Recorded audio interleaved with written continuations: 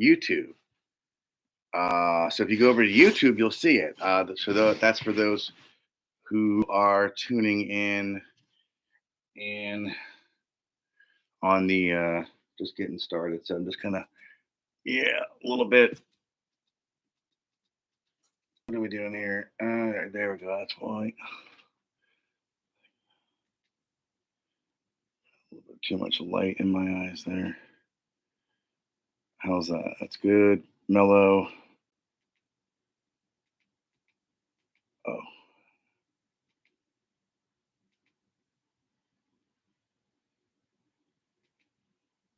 yeah, I kind of like that one a bit. Let's see if we can adjust that.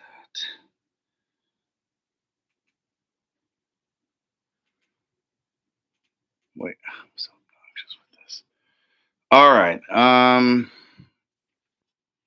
Yeah, because the light bothers me, and in my eyes, why I have this on. So I'm kind of like, okay, I think I'm gonna leave it at here. So, guys, welcome here, and we're just getting started. It's a really a late start. I originally wanted to start at 1 p.m. and then I started going over a lot of material that I have, and now I figured I'd do some Facebook and tell people that they can tune in on Facebook. And, the word just kind of getting out about my show here, so you could tune in on Facebook, or um, it's just going to have the audio really and me talking, but you're not going to get the visual that you're going to get on the YouTube live. So I have that stream available on my YouTube, on my Facebook page, so you could go over there and yeah, tune in. So um, I'll see if anybody's going to hop over onto the YouTube channel, and you could always go back and see it because it records and then it posts it live to my YouTube channel, and you get more of a visual that way of some of the things that I'm going to talk about. Where on the Facebook, you're not going to get the visual of all the stuff that I have and everything. So I'm gonna try to do these shows probably like I'd estimate maybe about once every day at some point. I really wanted to do it in the evenings, but I'm probably gonna move on to doing some in the evening, some during the day, and then you can always check them out later. But it's kind of like an ongoing um, thematic thing where everything kind of, at least I'm kind of looking for a link to things. It's a daily show about extraterrestrials and ultra terrestrials, interdimensional, non human intelligence, and whatever else relates to UFO, UAPs, and the supernatural to our human existence and comprehension of our world and the space in between. And some of the things I went over on the other shows that I did, the Brazilian researcher Ronnie Vernet, and he talked about how there was a luminous smoke when he was recording phenomenon in the Amazon and in Brazil.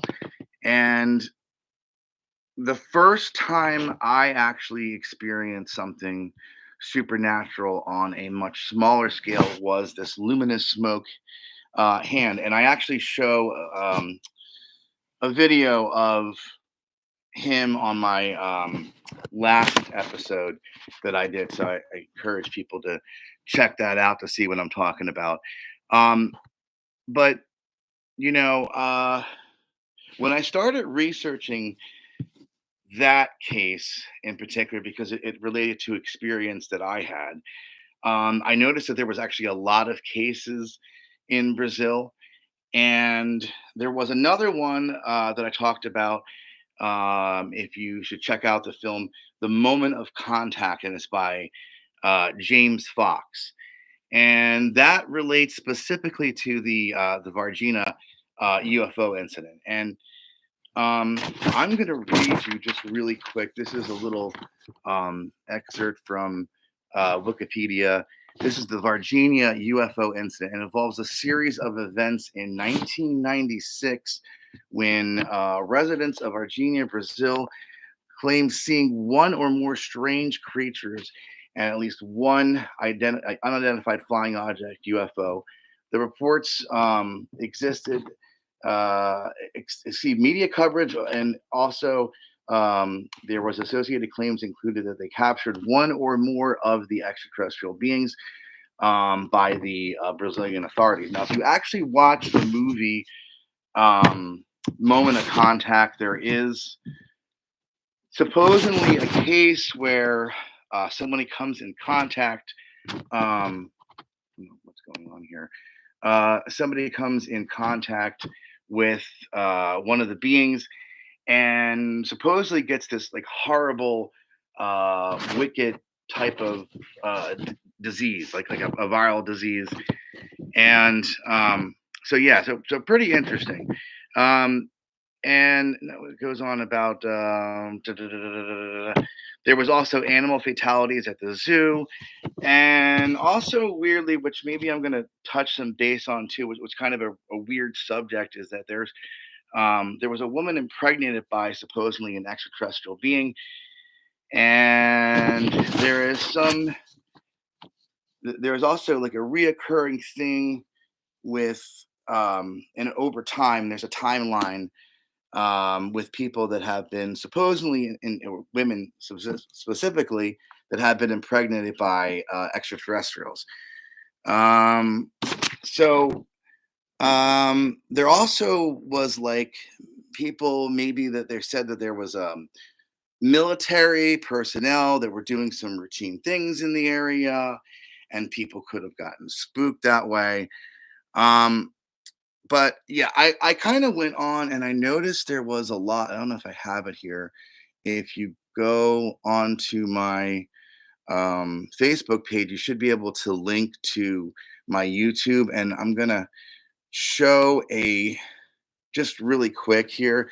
I'm gonna do a screen thing. I'm gonna share it, and this is a list from Wikipedia of from 1947 until what's it about 2020, and these are all different UFO sightings.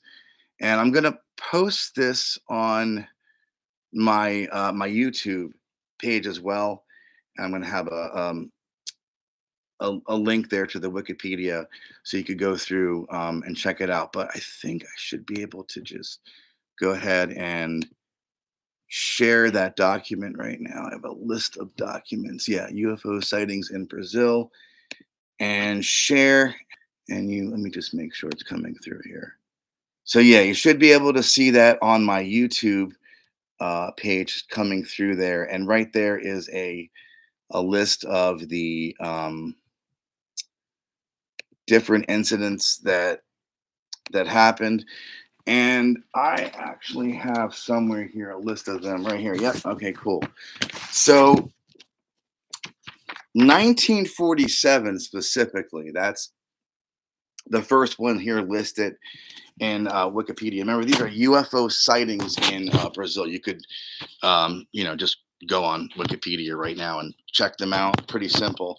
But on, was it July 23rd, 1947, um, topographer was it Jose Higgins was working with many laborers in the I think it was the Beirut, Sao Paulo, and it's an area in Brazil. And suddenly they heard an extremely sharp sound. Some movements later, they saw a lens-sharp object landing near them, and the workman ran away, leaving Higgins alone.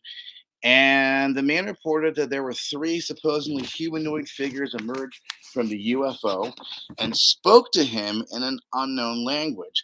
And then about a half hour later, they returned to the UFO, which then took them away. So it's kind of like a really crazy thing that happened. But it, I mean, I don't know how all this validation of this is if this is all really true.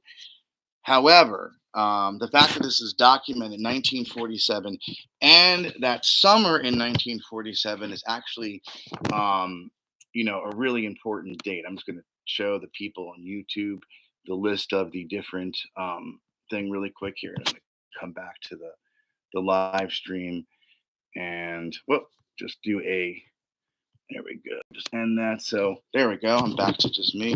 But yeah, anyway, 1947 is a very interesting year, and it's the year and also the summer that supposedly involved the and just right off the bat, if you do a Wikipedia search and you look for the Roswell incident, the first thing that comes up under the Roswell incident, the famous incident, it says right off the bat that it is a conspiracy theory. And the reason why that it states it's a conspiracy theory is that it alleges that a 1947 crash of a United States Army Air Force balloon near Roswell, New Mexico, was actually caused by an extraterrestrial spacecraft. So supposedly it's a conspiracy theory, which was in 1947. It crashed. It was of a United States Army Air Force balloon near Roswell. Supposedly, I don't know how to say this without saying it, but it operated from the um, Alamogordo Army Air Force.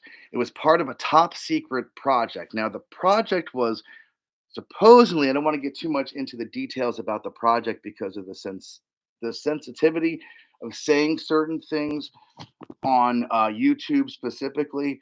I don't want to mention certain things, but Project Mogul was actually where they were sending balloons, and this was actually happening during that time period. They were sending balloons out to um, test and see if there were other countries. I'm not going to list which country, but you could, look for yourself. If those countries were supposedly doing nuclear tests. And that's what these balloons you know, were set out to do. Now, so after metallic and rubber debris were recovered by the Roswell Army Airfield personnel, this is all in Wikipedia, the United States Army announced their possession of a flying disc. And this was announced and made international headlines, but was retracted within a day. Um, so it actually says, oh, God, I'm losing the connection here.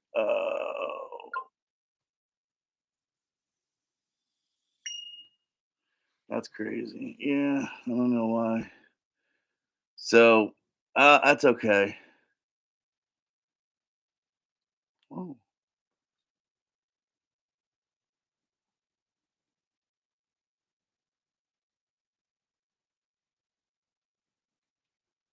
well, that's weird. Will be watchable for three. Huh, that's weird. I don't know. Well, that's anyway. Um, the important, yeah. I mean, I didn't mean to put the thing on Facebook, so hopefully the people that were on Facebook, it was just kind of a supposed to be like a teaser or whatever. But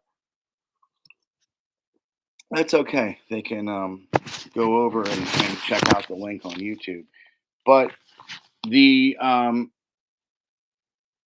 flying disc, uh, you know, to me was, and from what I read here, that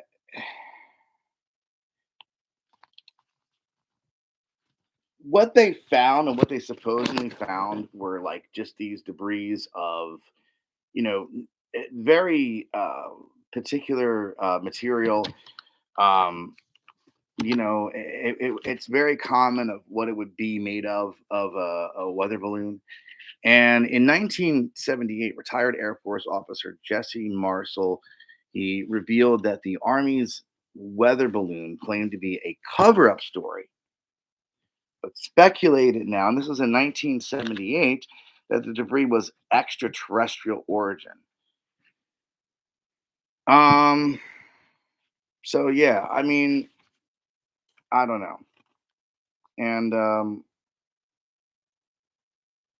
the Roswell incident, uh,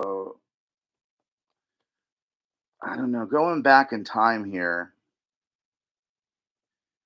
it it was kind of like it was maybe yes a cover up, but a cover up for this program, uh, Project Mogul, and I think that's mainly um, what was yeah, what was up with that. So um, it went on for so long because there obviously was a cover up, and if you go, you know, I don't know if I should maybe try to put the live stream up really quick on Facebook here. So let's see here. Went back. Let's see if we can do it. This thing fell here. There we go.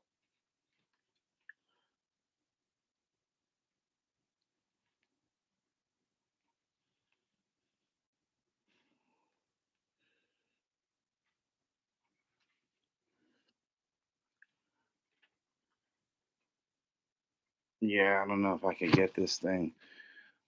Oh, cool. Okay, it's back live. So I'm gonna go live again. All right, I'm back. I've been on the YouTube live, so plan on going live once a day. You can always check in or tune in earlier to if you missed any of it of the stuff, and it's probably reposted on Facebook as well. But the problem with Facebook is you don't get the visual of some of the clips that I have, and I do have some really cool clips. But I don't know where I am. I might have to get some kind of boosting service. I seem to be broadcasting fine from my computer onto the YouTube live stream. Doesn't seem to be an issue at all. But going live on Facebook, it kind of seems like intermittently. So let me see, make sure my connections. All right, here. Oh, let's see here. I don't know if I ended it. I hope I probably paused it. Let's see what's going on here. Just because the connection, I don't think I looked at the connectivity here. Here we go. Where am I? Yep, that's the problem. Yeah, there we go. Now it's going to be really good. So that should be straight. Yeah, there we go. So we're reconnected and we should be solid, more solid now. I had the wrong Wi-Fi up and stuff. So, um, but it just made me think that as soon as I was researching about the list of all the different Brazilian UFOs, and I'm trying to interconnect everything and see where there's patterns or connections, things like that. So 1978, the retired Air Force Army officer Jesse Marcel revealed that the Army's weather balloon claim had been a cover-up story, and it speculated. People think from I don't know exactly. Following that in 1980, there was a book that was released called The Roswell Incident. Um, but there just it seems like something that it makes sense because it was definitely a cover up, and Project Mogul did exist, and it did have weather balloons in the area. So I think sometimes that, and I hate to say it, that people want to believe that aliens are definitely involved, and it was like hopeful thinking. But if you actually just go back about 2.5 weeks in time, and I don't know where I put this here. Mm. But if you go back to June 24th, Kenneth Kenneth Arnold, and the whole idea of flying saucers was just kind of originated um, about 2.5 weeks prior to that. And that's also, they also say here that publicity of Arnold's report incited a wave of over 800 sightings. And with no phone or radio, Brazil instantly unaware of the ongoing flying disc craze until he visited his uncle in Corona, New Mexico on July 5th. And the next day that he informed Sheriff George Wilcox of the debris that he found. Wilcox called Roswell Army Airfield and was home to the 509th Bomb Group of the 8th Air Force, the only unit at the time that was capable of delivering nuclear weapons. The base assigned Major Jesse Marcel and Captain Sheridan, I think it's it, to return with Brazil and gather the material from the ranch. RAF base commander Colonel or Cornell William Blanchard notified the 8th Air Force commanding officer Roger M. Ramey of their findings. So on July 8th, that's when the famous Roswell announcement was made on radio, and I think I have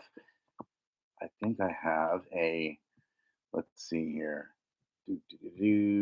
I have a clip of that here. Where is that?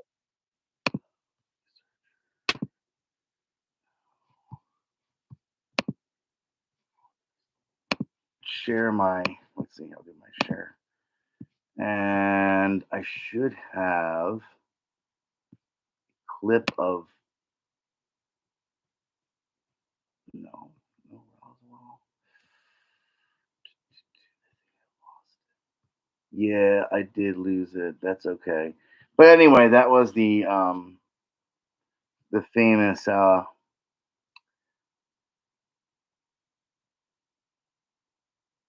yeah, audio of the announcement, which was was back in July 8th. This was 1947. So you had that, and then you also had 800 incidents happening. Um, and now Kenneth Arnold. Let me go back here. Just get rid of that. Cancel. All right. So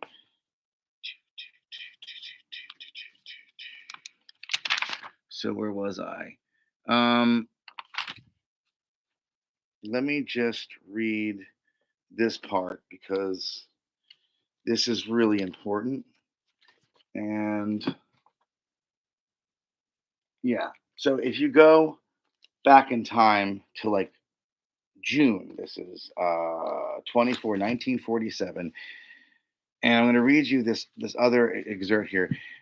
The Kenneth Arnold UFO sighting occurred in June 24, 1947. Just to give you an idea, that's about 2.5 weeks um, before um, the Roswell incident. And when Private Kenneth Arnold claimed that he saw a string of nine shiny, unidentified flying objects flying past Mount Rainier at speeds that Arnold estimated at a minimum of 1,200 miles per hour. This was the first post World War II sighting in the United States and garnered a nationwide news coverage and is credited with being the first of the modern era of UFO sightings, including a numerous reports sightings over the next 2 or 3 weeks. Interesting. And Arnold's description of the objects also led to the press quickly coining the terms flying saucers, flying discs as popular description terms of UFOs. So it also says here, this is taken right from Wikipedia, that on June 24th, 1947, Arnold was flying from Chilhousie, Washington to Yakima, Washington in a Call Air A2 on a business trip. Now, he made a brief detour after learning of a $5,000 award. That's equivalent to $68,000 today for the discovery of a U.S. Marine Corps C-46 transport airplane that had crashed near Mount Rainier, where supposedly he was in the area. And supposedly it says here that the skies were completely clear and there was a mild wind. A few minutes later, before 3 p.m., and about 92,000 feet, which is 28,000 miles in altitude near the Mineral, Washington, he gave up his search and started heading east towards Yakima. He saw a bright flashing light similar to the sunlight reflecting from a mirror. Afraid he might be dangerously close to another aircraft, Arnold scanned the skies around him, but all he could detect was a DC 4 to his left and behind him, about 15 miles, um, 24 kilometers away, with the assistance of a ground radar. About 30 seconds after seeing the first flash of light, Arnold saw a series of bright flashes in the distance off to his left or north of Mount Rainier, which then was from 20 to 25 miles, 30 to 40, 32 to 40 kilometers away.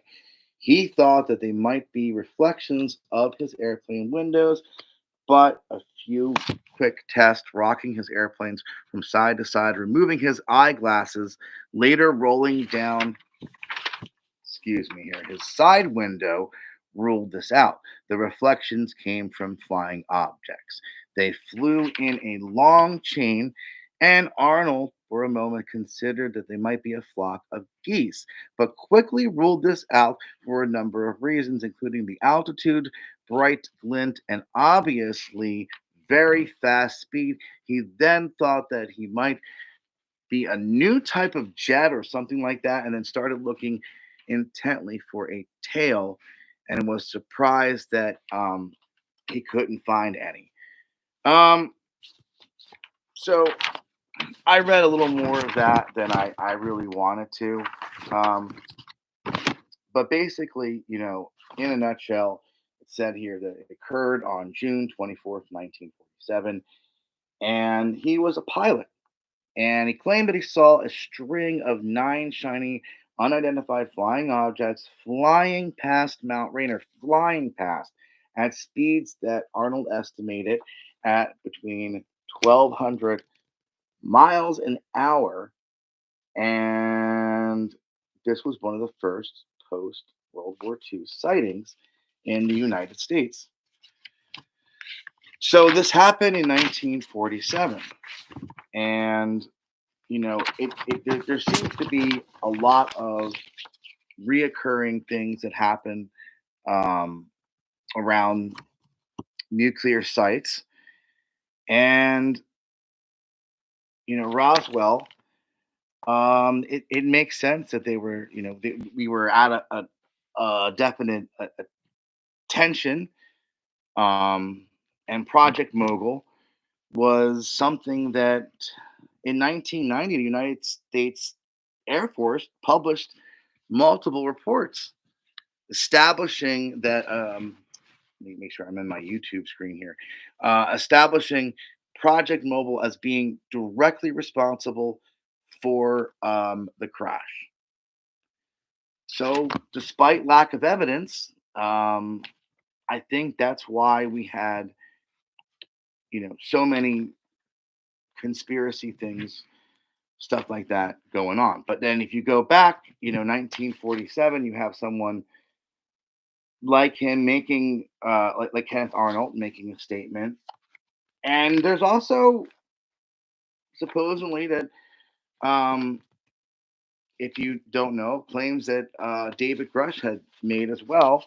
That you could go back to that. There's Diana Pasulkin wrote about that. Also, that in the Vatican, that there are secrets that are kept that pertain, um, to either receiving different types of craft or some type of contact with something that is non-human, and that is that's crazy. So, but when I kind of went off a lot, and what I was originally mainly trying to talk about was where the list here that I had of the different Brazilian UFO sightings, because it just really intrigued me. It made me think about a lot of things, just well, especially how it related to the thing that I saw, which was really far out. Um, Seeing this like hand when I was younger, and then having someone describe that as well, but on a much larger scale, but nonetheless, just specifically describing luminous smoke. And I noticed there is a lot of, UFO sightings, and I just stopped there, and that's just 1947. And like I said originally in the beginning, the one I read about the UFO sighting in Brazil seemed to me to be a little, that one maybe a little far fetched, but who am I uh, to judge? But there's also another one, and now there was an interesting case in 1957, and I think there was one that when I yeah 19 so in 1977, I got a lot of stuff all over the place here. So in 1977 was actually the Colaris incident, and that's also, if you don't know who Lou Elizondo is, in his book Imminent, uh, the Inside the Pentagon's Hunt for UFOs, Imminent, by Luis Elizondo. The second chapter is about the 1977, and that is the Colaris event. And that's supposedly where people actually um, got harmed. And the Colaris, it says here, in 1977, the Colaris flaps refer to an outbreak of UFO sightings that occurred in 1977. That was a year before I was born, on the Brazilian island of Colaris. During the outbreak, the UFO allegedly attacked the citizens with intense beams of radiation, and it left burn marks and puncture wounds. And the sightings led to the Brazilian government dispatching a team to investigate under the code name Operation Saucer. But the government later recalled the team and classified the files until the late 1990s. Um, and there was another interesting thing here. What does it say here? That there was the first operation of the Brazilian Air Force conducted only to investigate UFO related issues. This operation was started shortly after the Colares UFO flap. All right. So in 1979, um, there was also another interesting. This was in 1979, about a year after I was born. On the evening of kind of going out of focus here. Excuse me. So on the evening of July 28th, 1979, um, there was a security guard, Antonio Carlos Vieira, was allegedly abducted from his workplace. He was a furniture factory in I think Sao Paulo. According to his own accounts, he was approached by three humanoid figures who tranquilized and took him aboard a small ship, and which steered him to a larger craft, carried him to a larger craft further away. Then he said that he was positioned in front of a large television like a device and presented with a variety of images before being forced to be intimate with a female alien. Now that was the thing that I'm not going to go on and read too much more about this, but this was the case in 1979. It relates to another podcast that which is it's an interview of his name is Whitley Strieber. He's also an author, um, which that partially makes me skeptical. But he had this famous alien abduction, um, and where he talks about it, where he thinks he actually not only remembers having this happen to him, being abducted, but then he ended up seeing his kid. And I saw this on the. If you ever watched the Danny Jones podcast with, yeah, I think it was one of the last ones that he just did with Whitley Strieber, and he is an author. He wrote some horror books. I think he really flopped in that. But then when he was writing about his alien abductions, that's kind of when he blew up and everything like that. So, um, there's a lot of that type of reoccurring things. There's other cases which I don't know off the top of my head where it relates to people supposedly, and these aliens might be creating some other type of race, or who knows if that was a government op, etc. um but he's also an author too, so, and I'm talking about Whitley Strieber, that he's also an author, so it makes me a little suspect about certain things that he talks about for publicity. But I don't want to I don't want to discredit anyone, or I'd rather have other people um be the judge. But he does make some really good cases, and the way that he talks about these things that happened to him, and his interactions, and he really believes that he saw his son, and that his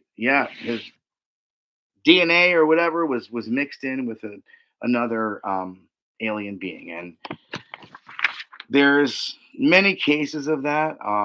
But yeah, I mean, there's a lot of other cases that go throughout. I think that is primarily it. But yeah, there was the Virginia incident. So there was a lot of different Brazilian relation. And I think the last thing also that I noticed is that when I was much younger, I was into this music called drum and bass, jungle, and one of the pioneers who kind of brought that music here was actually a Brazilian artist, and his name was Carlos Solslinger. And a lot of his like imagery on the albums and stuff, and I believe there was an interview with him on MTV too, and he was talking about aliens, and he was also Brazilian too. Um, so I, I don't know. I just kind of found that interesting. I'd like to actually look into more of that, and that's the kind of stuff I want to look into. It's kind of like an ongoing process, but I really that's one of the things I really wanted to touch base with, and maybe even see if I could do some research or do an interview um, with that particular individual. I don't know, and see if they could, kind of touch base on um, some of those things because a lot of and he had a song called "Abducted" as well. I don't know if you're on YouTube. I can probably share the is it yeah, I don't know. I can share. Oh, yep. Is that it? Yeah, there it is. So I used to have this vine. I don't know what happened to it. I moved a few times or whatever. That was a lot of fun. But I had that particular vinyl, and it has the classic kind of gray um, look on it, and the song was called "Abducted." But there's a lot of people like who I was just mentioning earlier, Whitley, that they talk a lot about their how they communicate with extraterrestrials, um, and you know, um, so yeah. But that's the classic kind of gray on the right there, even though it's purple. Really cool album. You should check it out. He's got some really interesting stuff. Um, but yeah, he made a comment like in the 90s, I believe, about um, his relations with extraterrestrials. And, it kind of seemed like a passing thing. But then you look at there's a lot to Brazil, and there's a lot of, cases there. And, you know, if you haven't seen the movie Moment of Contact, that's definitely something that you got to check out. And it revolves the Virginia UFO incident, and there's some really really crazy claims there where it was hard for him to get people to be interviewed for like 10 years or so. But you question like, is that a government op? Are they scaring people to talk about? We don't want to cross borders with ideas, and um, we don't want we shouldn't we don't want our allies to know about what we're working on, etc. So that's possible, but the specifics behind certain things, I think to me at least that specific incident that happened, there's a lot of evidence there.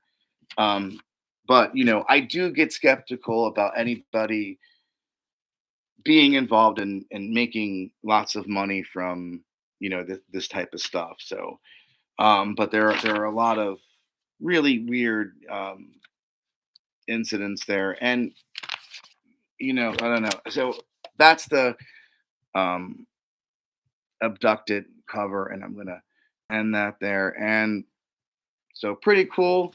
Um, I think that's pretty much it for my show today. Had a little bit of a late start and everything, and just wanted to say that there's, a lot of stuff that's happening. It's not just here. It's internationally. It's been happening for a while, and we say 1947, we think of Roswell, and then you find out that 2.5 weeks earlier, there's another case that are going on that happened. Um, also in the book, I haven't gotten to certain things, but there's supposedly there's some stuff here and talks about the relation of Roswell and um, that Lou believes that I think that he thinks it happened or whatever. So I don't know. But with that, I'm probably going to be back at some point. I think tonight or tomorrow. And oh wait, I actually have one more thing I forgot to do here. I'm gonna have to. I'm gonna share my. It's gonna log me back in or whatever. But I have my. Oh, cool. Okay. So I've had some supernatural things that happen to me a lot. Not like consecutively, like every single day, or like consecutively every single year. But throughout my life, there have been some really interesting things that happen. Now, this is one of them, and I'm going to show the screen in just a second. So if you, I don't know, can go on to my YouTube. I don't know. There's probably not too many people watching or whatever, but if you go on to my YouTube um, channel, and I'm going to show the screen in just a second and talk about what's going on here. I have like I don't think nobody watching now at this point. Let's see here. But that's okay. Yeah, cool, awesome. So I got that, and I'm going to share my screen. Oh, cool. So if you're watching, what you'll see here is this is just a video that I posted on X, and these are my lights that come on when the sun goes down. They're solar lights. And I don't know, this has never happened ever again. It only happened this one time. And they are coming on within this weird like rhythm and pattern. And you can see that. I'm gonna play it again.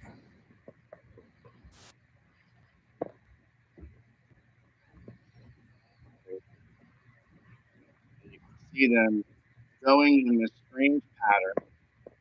They never come on. But they're making this weird, like kind of like rhythmic, I don't know, like something's trying to communicate with me. So that was one of many things that have happened here um, where I'm living now. I don't want to talk about that specifically, but somewhere in New Jersey, kind of like in the wilderness. So I've had quite a few things happen, but that was really weird because if you watch the lights come on, they never come on like that, and pretty pretty kooky thing that happened to me. They're just solar lights and they just normally just come on. But I don't know. I had this weird feeling that day, and kind of have had this where I look up at the stars and I feel like I'm connected somehow to the cosmos or whatever. And then something, crazy happens like that. So that was my supernatural thing that happened to me.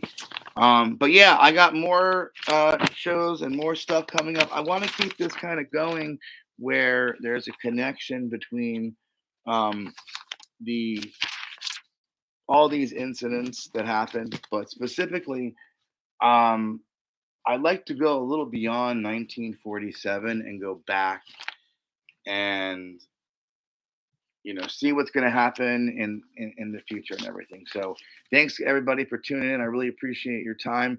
And if you haven't yet, please go over to my YouTube and subscribe. I think once I get to about 50 people that subscribe, I'm going to give one of the 50 people a $20 Amazon gift card as a little token of my appreciation. So I really totally dig it if you could go over there and do that. Thanks very much for tuning in. I'm going to try to give you guys a live show every single day, contacting extraterrestrial beings. I have a lot of more interesting stuff that I haven't even got to. So please stay tuned. There's a lot more crazy things happening and a lot of stuff that's actually happened to me as well. And that's kind of like why I feel cool to come out, because there's a lot of people also that are coming out too that had some crazy stuff happen to them. So thanks for tuning in and peace.